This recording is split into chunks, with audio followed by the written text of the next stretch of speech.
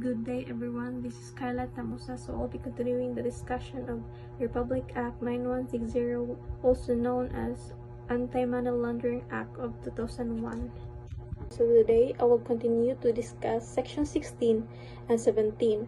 So Section 16, the provisions against political harassment. So this section states that the act shall not be used for political persecution or harassment, or as an instrument to stop or hamper competition in trade and commerce.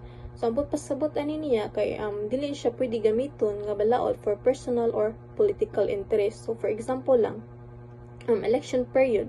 So, one candidate tries to file money laundering case against his opponent. So, para lang jud madawat ang pikas nga party. So, this is not allowed under this section. So, it also says that no case for money laundering may be filed and no asset shall be frozen, attached, or forfeit if makadaot ni sa usa ka candidate during an election period. So, the main point here is dapat ang fairness and neutrality. So, the law should not be used as political weapon. So, dapat lang jud walay bias ug dili gamiton ang balaod sa pangpadaot o pagpanikas during sa election. And now for Section 17, it talks about restitution. So it says the restitution for any aggrieved party shall be governed by the provision of the new civil code. So meaning ani niya, kung ang naay usa ka person nga naapi or nadamid tungod sa usa ka kaso, dapat matagan siya og restitution or ibalik ang unsay nawala niya according to the civil code. So, for example, if someone's property was frozen or seized by mistakes because of a money laundering investigation, so dapat ibalik saya once proven nga wala siya sala.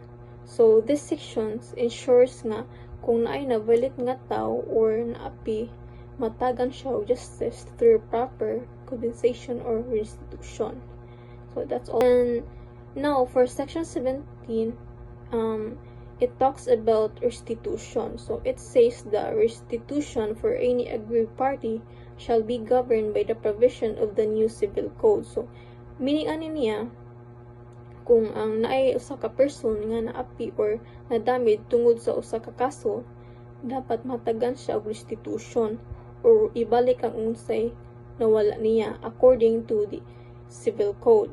So, for example, if someone's property was frozen or seized by mistakes because of a money laundering investigation, so dapat ibalik saya once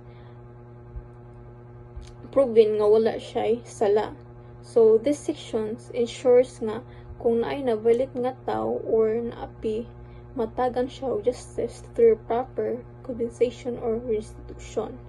So, that's all for my report.